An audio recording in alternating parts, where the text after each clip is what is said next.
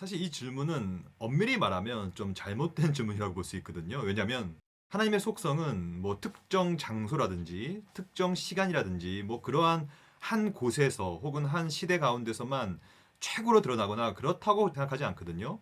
오히려 하나님의 속성은 우리가 감지하지 못했을 뿐이지 언제나 최고로 그의 속성은 만방에 드러나기 마련이죠. 이렇게 우리는 볼 수 있다고 생각합니다. 그럼에도 불구하고 오늘 질문은 굉장히 의미가 있다고 생각해요. 왜냐하면 물론 하나님의 속성은 언제나 충만하게 드러나고 있지만 좀 더 극명하게 드러난 지점들은 분명히 있거든요. 그러니까 오늘은 그런 극명하게 드러난 지점을 좀 주목하려고 합니다. 결론부터 말씀드리면 바로 십자가 사건이야말로 하나님의 속성들과 그의 본성의 의미들이 가장 극명한 형태로 극적으로 드러났다라고 저는 말씀드릴 수 있다고 생각합니다. 그럼 이제 과연 어떠한 하나님의 속성들이 극명하게 드러났는가 세 가지 정도로 좀 살펴보려고 합니다. 첫째는 십자가 위에서 하나님의 공의로우심이 아주 강하게 드러나죠. 이 공의라는 게 뭡니까? 공의라는 것은요, 죄인은 벌을 받아야 되는 것이 공의로운 거예요. 예를 들면, 의인과 악인이 있지 않습니까? 근데 의인과 악인이 똑같은 대우를 받는다 생각해 보십시오. 그거는 공평하지 않죠. 그건 공의롭지 않죠. 그러므로 십자가라는 것은 죄인이 반드시 죽어야 되는 그런 형벌의 틀이기 때문에 그곳에서 하나님의 공의가 극명하게 드러나죠. 성경이 이렇게 이야기하고 있습니다. 갈라디아서 3장 13절 말씀인데요. 그리스도께서 우리를 위하여 저주를 받은 바 되사 왜 저주를 받습니까? 바로 죄 때문에 받는 거거든요. 그리스도는 원래 죄가 없는 죄인이 아니었는데 하지만 이 모든 인류의 죄악들을 본인이 짊어지시고 이제 십자가에 달리신 거 아닙니까? 그러니까 저주를 받게 되는 것이죠. 율법의 저주에서 우리를 속량하셨는데 왜 그러냐면 나무에 달린 자, 이 나무는 십자가입니다. 이 십자가에 달린 자마다 저주 아래에 있는 자, 이 저주라는 것은 죄의 저주인 거예요. 그러니까 죄를 지으면 저주를 받는 것이 율법에 잘 드러나 있고 그 율법은 하나님의 공의로우심, 죄를 향한 공의가 극명히 드러나기 때문에 사실은 이 십자가 위에서 하나님의 죄를 향한 공평하심이 여실히 드러났다. 이렇게 볼 수 있는 것이죠. 그러면 두 번째로는 이 공의로움과 플러스 하나님의 거룩성도 아주 극적으로 드러납니다. 이 거룩이란 건 뭡니까? 거룩이라는 것은 기본적인 개념은 죄인과 죄악과 구별되는 성품이거든요.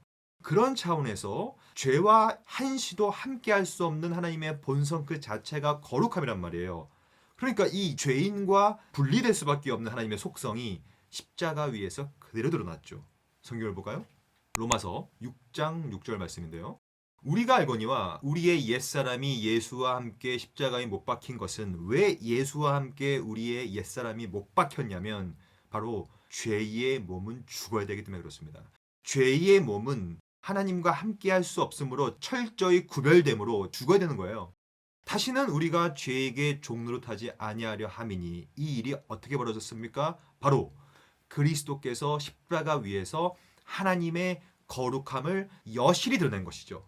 본인이 죄인으로서 죽음을 통하여 죄와 구별되죠. 그리스도의 죽으심은 곧 거룩하신 성부 하나님과의 일시적인 단절을 뜻하는 거거든요. 그래서 예수님께서 십자가 위에서 이렇게 외치지 않습니까? 어찌하여 나를 버리시나이까? 하지만 성부 하나님은 구별될 수밖에 없었던 것이죠. 그것이 하나님의 거룩성입니다.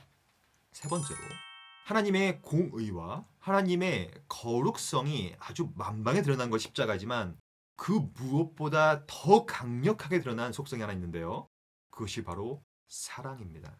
하나님의 사랑은 십자가라는 그 잔인하고 잔혹한 그 형벌 틀에서 가장 극명하게 드러나는 거거든요. 성경을 볼까요?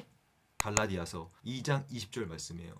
내가 그리스도와 함께 십자가에 못 박혀나니 그런즉 이제는 내가 사는 것이 아니요 오직 내 안에 그리스도께서 사시는 것이라. 이제 육체 가운데 사는 것은 이제 나옵니다.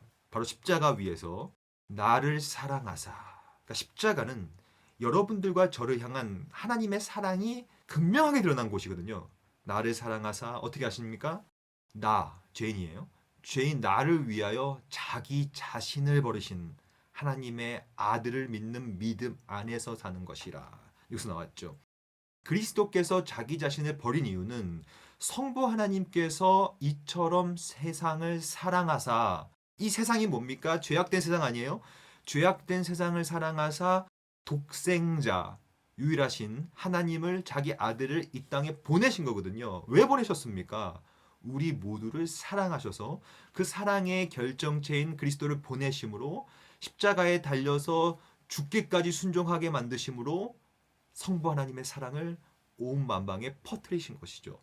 이것이 십자가예요. 사실은 십자가 외에도 모든 영역에서 하나님의 속성은 극명하게 드러나고 있지만 십자가야말로 가장 강력한 차원으로 우리한테 하나님의 공의로우심과 하나님의 거룩성과 하나님의 사랑이 우리 모두에게 극명히 드러난 것이다. 이렇게 좀 결론 지으려고 합니다. 이 모든 내용을 이렇게 적용하고 마치려고 해요. 저와 여러분들은 그러므로 하나님의 공의로우심과 하나님의 거룩하심과 하나님의 사랑이 아주 극명하게 서려있는 십자가 위에 달린 그리스도 때문에 혹은 그리스도 덕분에 여러분과 저는 구원받았다는 얘기죠. 즉, 그 하나님의 속성을 통하여서 우리는 구원받은 거예요. 그럼 우리는 어떻게 살아야 됩니까? 저는 이 배은망덕한 사람이 되면 안 된다고 생각하거든요. 하나님의 공의와 하나님의 거룩과 하나님의 사랑의 은혜를 받은 우리는 이제 어떻게 살아야 됩니까? 우리도 남들에게 공의로우심을 드러내고 거룩함을 드러내며 동시에 사랑을 드러내는 삶을 살아야 되지 않겠습니까? 동시에 십자가에 달리신 예수 그리스도 죄 때문에 달리셨는데 이제 더 이상 우리도 죄와 싸워서 죄를 극복해야 되지 않겠습니까? 성경을 보겠습니다. 갈라디아서 5장 24절 말씀이에요. 그리스도 예수의 사람들은 이게 무슨 말이에요? 십자가에 달린 그 예수 그리스도를 믿는 사람들은 육체와 함께 그 정욕과 탐심을 십자가에 못 박았느니라. 여러분, 이제 우리는 어떤 삶을 살아야 되겠습니까? 이제는 예수 그리스도의 그 거룩성과 공의로우심과 사랑을 몸소 체득하고 체험한 우리들은 이제 우리의 정욕과 탐심을, 즉 죄를 십자가에 못 박고 새 사람이 되어서 살아나야 되는 거 아니겠습니까? 여러분, 간곡히 권면드립니다. 십자가의 공의를, 십자가의 거룩을, 십자가의 사랑을 경험한 여러분들, 또한 저와 여러분 모두 다 오늘 하루도 십자가의 사랑을 기억하며 배은망덕한 삶을 살지 않고 정욕과 탐심을 십자가에 못 박는 귀한 삶 살았으면 좋겠습니다. 여러분 수고 많으셨습니다. 감사합니다.